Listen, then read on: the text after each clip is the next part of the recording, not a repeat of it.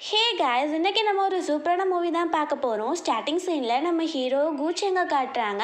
அவன் நம்ம ஹீரோயின் ஃபூஷிக்கு கால் பண்ணிவிட்டு, நான் வந்து உன்னை டிவோர்ஸ் பண்ண போகிறேன், நமக்குள்ளே இந்த மேரேஜ் லைஃபே ஒத்து வராது அப்படின்னு சொல்கிறான். நம்ம ஹீரோயின் வந்து ஆக்சுவலி நம்ம ஹீரோவை ரொம்ப லவ் பண்ணிட்டு இருந்திருக்கா போல். ஆனால் நம்ம ஹீரோ வந்துட்டு ஒரு கான்ட்ராக்ட்னால தான் கூட இருந்திருக்கான். ஸோ அப்போது பார்த்தா நம்ம ஹீரோயின் வந்துட்டு, ஏன் என்ன ஆச்சு, நீ ஏன் இந்த மாதிரி சொல்கிற, எனக்கு உன்னை ரொம்ப பிடிக்கும் அப்படின்னு சொல்லும்போது நம்ம ஹீரோ சொல்கிறான், இல்லை தாத்தா வந்துட்டு நான் உன் கூட இன்டிமேட் ஆனனால உன்னை மேரேஜ் பண்ண சொன்னார். இப்போ தாத்தா இறந்து போயிட்டாரு. ஸோ நான் அதை கடைப்பிடிக்க முடியாது.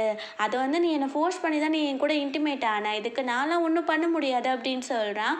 நம்ம ஹீரோயினும் வேறு வழி இல்லை, அவன்கிட்ட எப்படி கெஞ்ச முடியும். ஸோ ஒரு 2 இயர்ஸ்க்கு முன்னாடி நம்ம ஹீரோயினுக்கு யாரோ ஒரு ட்ரக் மாதிரி ஒரு டேப்லெட்டை கொடுத்துட்டாங்க. ஸோ அதனால தான் நம்ம ஹீரோயின் வந்து ஹீரோ கூட இன்டிமேட் ஆகியிருப்பா போல். அதனால தான் இவங்க மேரேஜும் பண்ணி இருந்திருக்காங்க. ஸோ நம்ம ஹீரோயின் வந்துட்டு அதெல்லாம் யோசித்து பார்த்துட்டு, சரி ஓகே நம்ம ஐடென்டிட்டி இப்போ நம்ம ரிவீல் பண்ணலாம் அப்படின்னு சொல்கிறா. ஆக்சுவலி நம்ம ஹீரோயின் வந்து ஒரு பெரிய கம்பெனிக்கு சிஇஓ. அவளுக்கு கீழே நிறைய கம்பெனிஸ் இருக்குது. அப்புறம் அவளுக்கு ஒரு செக்ரட்டரியும் இருக்கிறான் போல். ஸோ நம்ம ஹீரோயின் வந்து இந்த 2 வருஷமாக எந்த ஒரு பவருமே இல்லாமல் சும்மா வீட்டு வேலையை பார்த்துட்டு இருந்திருக்கா நம்ம ஹீரோக்காக. நம்ம ஹீரோக்கு இந்த விஷயம் எதுவுமே தெரியாது. நம்ம ஹீரோயின்காக செக்ரட்டரி பையன் ஜோ இருக்கான்ல, அவன் தான் அந்த கம்பெனிஸ் எல்லாம் கேர் பண்ணிக்கிட்டான் போல். நம்ம ஹீரோயின் அவங்களெல்லாம் கால் பண்ணி வர சொல்லிட்டு அவள் அங்கேருந்து கிளம்பி போயிடுறா.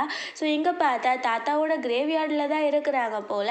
நம்ம ஹீரோயின் அங்கே போகிறா. பார்த்தா நம்ம ஹீரோவோட தம்பி இருக்கான். அவன் ஹீரோயினை பார்த்துட்டு, உனக்குலாம் எங்கள் அனுமதியே கிடையாது, நீ எதுக்கு வர, இப்போ எங்கள் அண்ணா உன்னை டிவோர்ஸும் பண்ணிட்டான்ல அப்படின்னு சொல்லும்போது நம்ம ஹீரோயின் வந்துட்டு, எனக்கு இருக்கிற பவர்ஸை வச்சு நான் உன்னை என்னனாலும் பண்ண முடியும், கொஞ்சம் பார்த்து பேசணும், கொஞ்சம் எனக்கு மரியாதையும் நீ கொடுக்கணும், ஏன்னா நான் உன்னோட பெரிய பொண்ணு இல்லையா, உன்னோட சிஸ்டர் இன்லாவும் இருந்திருக்கேன், தாத்தாக்காக நான் வந்தேன், இங்கே யாருக்காகவும் நான் வரல, அதை புரிஞ்சுக்கிட்டிங்கன்னா எல்லாமே நல்லா இருக்கும்னு நினைக்கிறேன் அப்படின்னு சொல்லிட்டு அவள் தாத்தாக்கு போய் மரியாதை செலுத்துறா. அதுக்கப்புறம் அங்கேருந்து போகும்போது கூச்சேன் கிட்ட, உனக்கு நான் வந்து கண்டிப்பாக காம்பன்சேஷனாக 3 மில்லியன் தரேன் அப்படின்னு சொல்கிறா.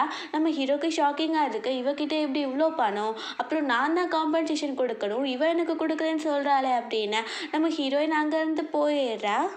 அப்புறம் நம்ம ஹீரோயின் வீட்டுக்கு போயிடுறா. பார்த்தா ஹீரோ இப்போ வீட்டில் தனியாக தான் இருக்கான் போல். இத்தனை நாள் வரைக்கும் அவன் ஒரு தடவை கூட சமைச்சது கிடையாது.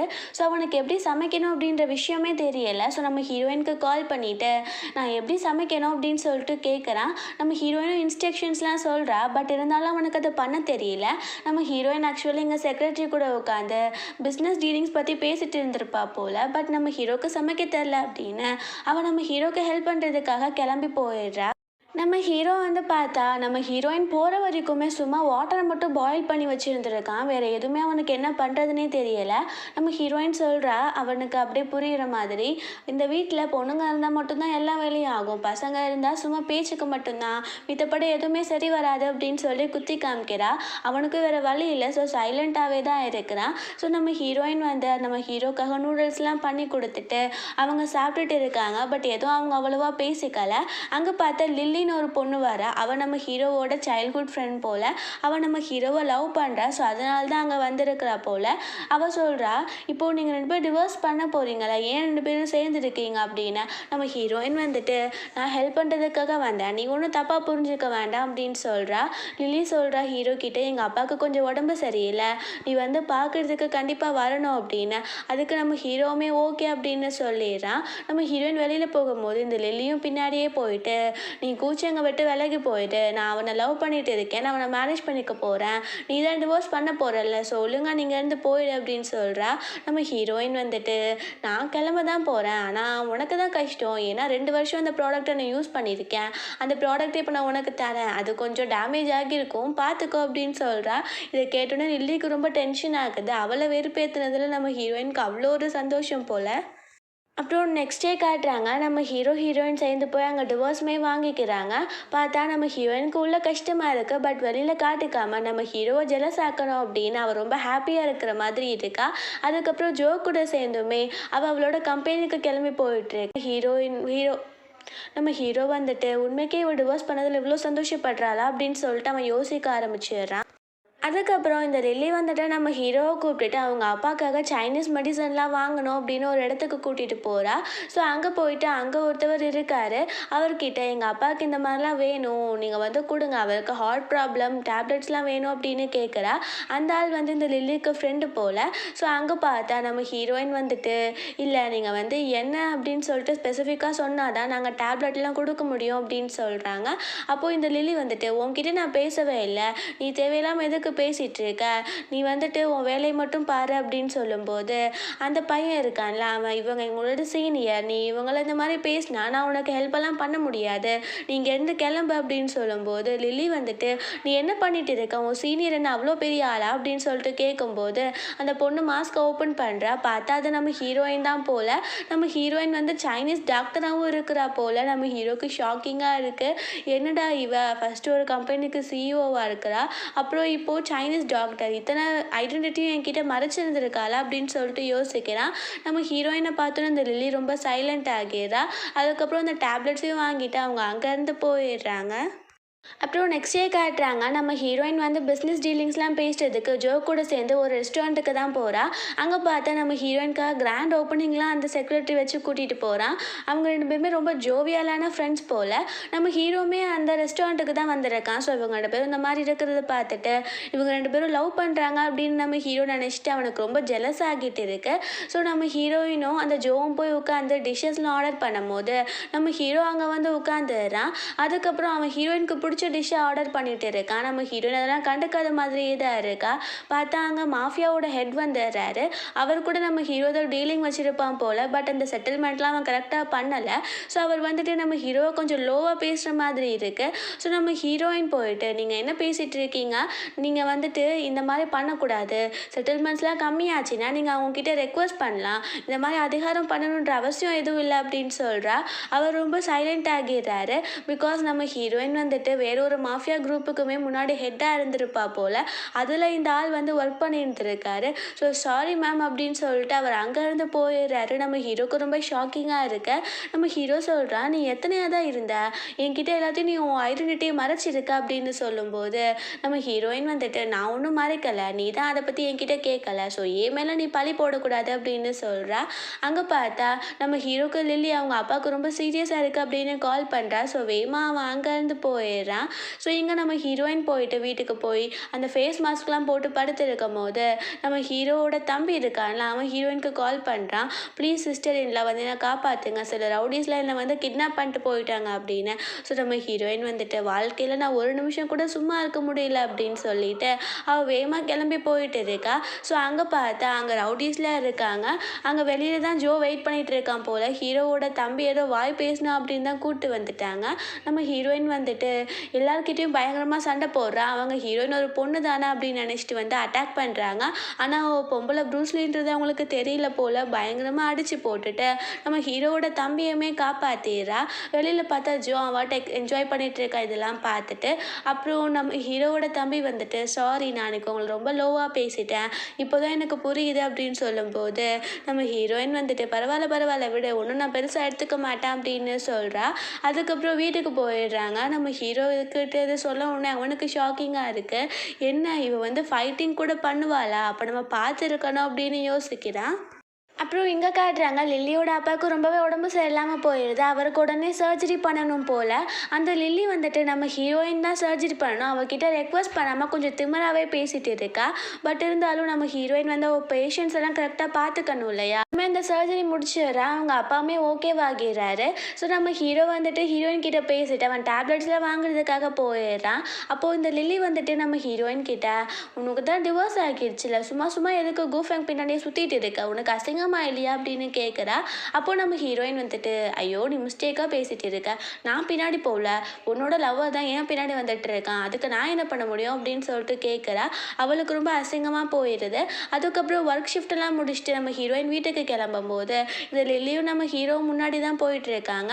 நம்ம ஹீரோ வந்து ஹீரோயினை பார்த்தோன்னே நான் கொண்டு போய் ஒன்று ட்ராப் பண்ணவா அப்படின்னு சொல்லிட்டு கேட்டுட்டு ஹீரோயின் பக்கம் வந்துட்டு இருக்கான். இந்த லில்லி வந்துட்டு அப்படியே கீழே விழுந்து கால் சுழுக்குன மாதிரி ஆக்டிங் போட்ட உடனே நம்ம ஹீரோ அவனோட செக்ரட்டரியை கூப்பிட்டுட்டு லில்லியை கொண்டு போய் வீட்டில் விட்டுரு அப்படின்னு சொல்லிட்டு அனுப்பி விட்டுறான். அவளுக்கு ரொம்ப டென்ஷன் ஆகிட்டு இருக்கு. ஸோ இங்கே பார்த்தா நம்ம ஹீரோ வந்துட்டு ஹீரோயினோட அம்மா கொஞ்சம் மிஸ்டீரியஸாக இறந்து போயிருந்துருக்காங்க. ஸோ அதை பற்றி அவன் இன்வெஸ்டிகேட் பண்ணிட்டு இருக்கான். அது என்னன்னு சொல்லி நம்மளுக்கு லாஸ்ட்டில் தான் தெரியும் போல். ஸோ நெக்ஸ்ட் டே காட்டுறாங்க நம்ம ஹீரோயின் வந்துட்டு அவங்க வீட்டுக்கு போகிறா. ஆக்சுவலி இப்போது அவளுக்கு வந்து ஒரு ஸ்டெப் மதர் இருக்காங்க. அவங்க வந்துட்டு அவங்களோட கிராண்ட் மதரை கொஞ்சம் கொடுமைப்படுத்தி பார்த்துக்கிறாங்க. எல்லா ப்ராப்பர்ட்டிஸுமே கிராண்ட் மதர் பேரில் தான் இருக்குது. பட் இருந்தாலும் அவங்க ஒழுங்காக பார்த்துக்க மாட்டாங்க போல்.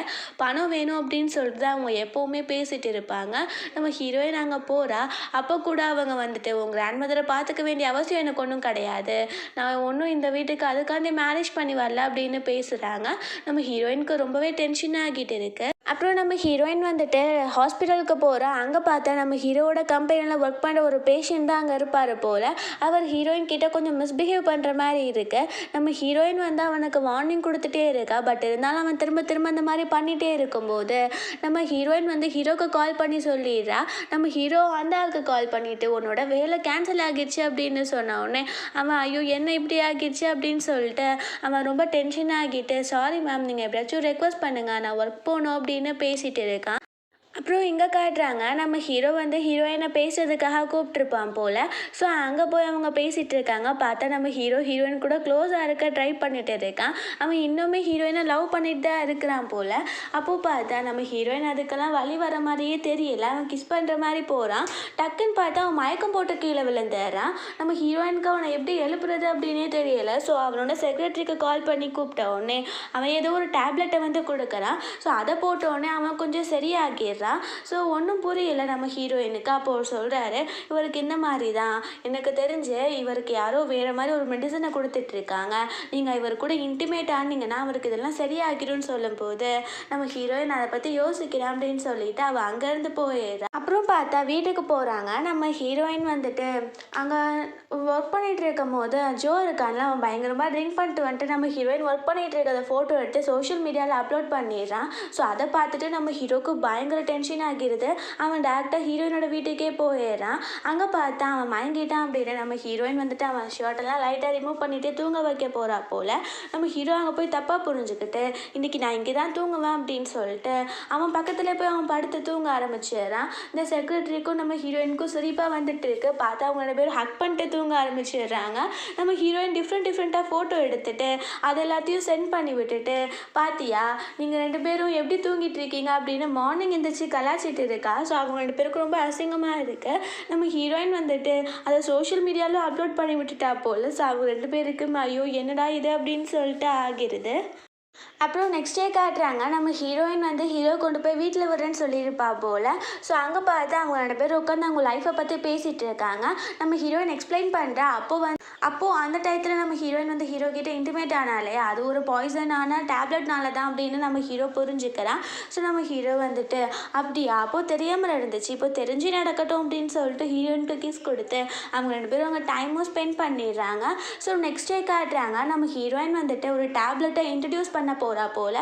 ஸோ அதை நிறைய பேர் வாங்கிக்கணும் அப்படின்னு சொல்லிட்டு ஒரு ஆக்ஷன் மாதிரி அவள் வந்து அரேஞ்ச் பண்ணியிருந்துருக்கு. ரவுடிஸ் எல்லாம் இருந்தாங்க இல்லையா, நம்ம ஹீரோயின் கிட்ட அடி வாங்கினவங்க, அவங்கெல்லாம் ஹீரோயின் மேலே லவ் ஆகிடுச்சு போல். அவங்க எல்லாருமே அங்கே வந்திருக்காங்க பொக்கேஸ் எடுத்துகிட்டு நம்ம ஹீரோயினுக்கு ப்ரப்போஸ் பண்ணுறதுக்கு. அதை பார்த்துட்டு நம்ம ஹீரோக்கு இன்னுமே ஜெலஸ் ஆகிடுது. ஸோ அங்கே பார்த்து அந்த டேப்லெட்டை இன்ட்ரடியூஸ் பண்ணிகிட்டு இருக்காங்க. அதை யார் வாங்குறான்றது தான் போட்டி போல். இந்த ரவுடிஸ்மே நான் வாங்கணும் அப்படின்னு சொல்லிட்டு இருக்காங்க. நம்ம ஹீரோ வந்துட்டு அப்படியே அங்கேயே மயக்கம் போட்டு விழுற மாதிரி விழுந்தோடனே அந்த செக்ரட்டரி வந்துட்டு பார்த்தீங்களா, இந்த டேப்லெட் வந்து எங்கள் பாஸ்க்கு தான் ரொம்ப முக்கியமாக தேவை, ஸோ எங்களுக்கே இதை விற்றுருங்க அப்படின்னு சொன்னோடனே நம்ம ஹீரோயினுக்கு புரிஞ்சிருது ஆக்டிங் தான் பண்ணுறான் அப்படின்னு. பட் இருந்தாலும் வேறு வழி இல்லை. ஸோ நம்ம ஹீரோக்கே அதை செல் பண்ணிடுறா. நம்ம ஹீரோக்கு அவ்வளோ ஒரு ஹாப்பி ஆகிடுது. பிகாஸ் அவள் லவ் பண்ணுற பொண்ணு இன்ட்ரடியூஸ் பண்ண டேப்லெட்டை அவனே வாங்கிட்டான் அப்படின்னு. அப்புறம் அங்கேருந்து கிளம்பலான்னு பார்த்தா அந்த லில்லியும் அங்கே வந்திருப்பா போல். அவள் திரும்பவுமே அந்த ஒரு டேப்லெட் இருக்கும்ல ஒரு மாதிரி ஆகுற மாதிரி, ஸோ அந்த டேப்லெட்டை நம்ம ஹீரோவுக்கு கொடுத்துட்டு அவன் மயக்கமானோடனே கொண்டு போய் ரூமில் போட்டு வர்றா போல். ஸோ இங்கே பார்த்தா நம்ம ஹீரோயினுக்கு டவுட் ஆகிடுது. அவள் சிசிடிவி ஃபுட்டேஜ்லாம் செக் பண்ணி பார்த்தா அவளை வந்து தெரிஞ்சு போயிடுது லில்லி தான் நம்ம ஹீரோவை கூப்பிட்டு போயிருக்கா அப்படின்னு. ஸோ நம்ம ஹீரோ கிட்ட அவள் தப்பாக இருந்துக்கிறதுக்குள்ளே நம்ம ஹீரோயின் போயிட்டு எப்படியோ ஹீரோவை காப்பாற்றிடுறா. அந்த லில்லியை செக்ரட்டரி வெளியிலவும் கூப்பிட்டு போயிடுறாங்க. ஸோ இங்கே பார்த்தா நம்ம நம்ம ஹீரோ வந்துட்டு அந்த போதையில் இருக்கனால ஹீரோயினை பிடிச்சி கிஸ் பண்ணிவிட்டு அவங்க 2 பேரும் அங்கே டைமும் ஸ்பெண்ட் பண்ணிடுறாங்க.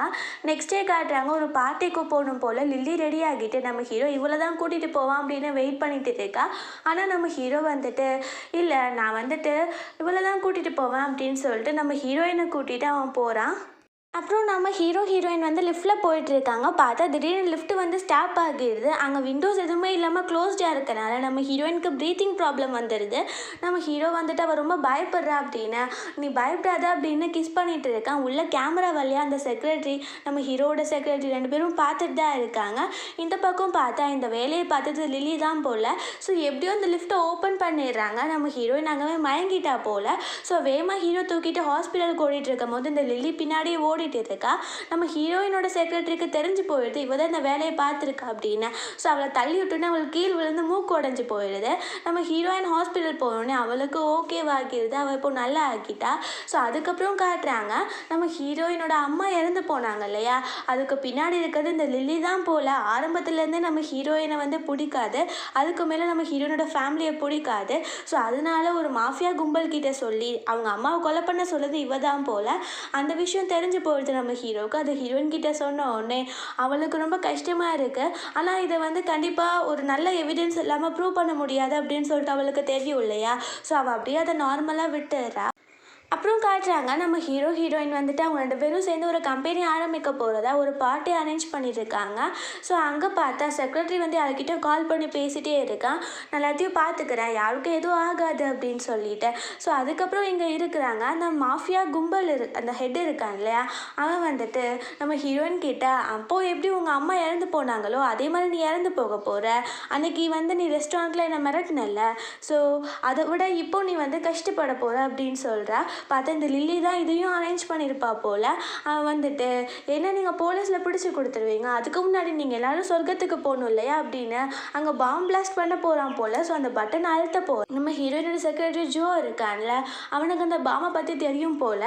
ஸோ அவன் அந்த பாமை எடுத்துட்டு எல்லாரும் இங்கேருந்து போங்க அப்படின்னு சொல்லிட்டு அவன் வேகமாக வெளியில் ஓடிடுறான். பார்த்தா அந்த பாம் வந்து பிளாஸ்ட் ஆகிடுது. ஸோ ஜோ இறந்து போயிடுறான். இதோட சேட் எண்டிங்காக இந்த மூவி முடிஞ்சிருது. ஏன் இப்படி முடித்தாங்கன்னு ஒன்றும் புரியல. ஏன்னா ஜோ எந்த தப்பும் பண்ணலான்னு அவன் இறந்து போயிட்டான். ஸோ கண்டிப்பாக உங்கள் எல்லாருக்குமே இது ஒரு சேட் ஃபீலிங்காக தான் இருக்கும்னு நினைக்கிறேன். எப்படி இருந்ததுன்னு கண்டிப்பாக கமெண்ட் பண்ணுங்கள். இந்த மூவி பிடிச்சா கண்டிப்பாக லைக் பண்ணுங்கள், ஷேர் பண்ணுங்கள், கமெண்ட் பண்ணுங்கள். மறந்துடாமல் சப்ஸ்கிரைப் பண்ணுங்கள். பாய் காய்.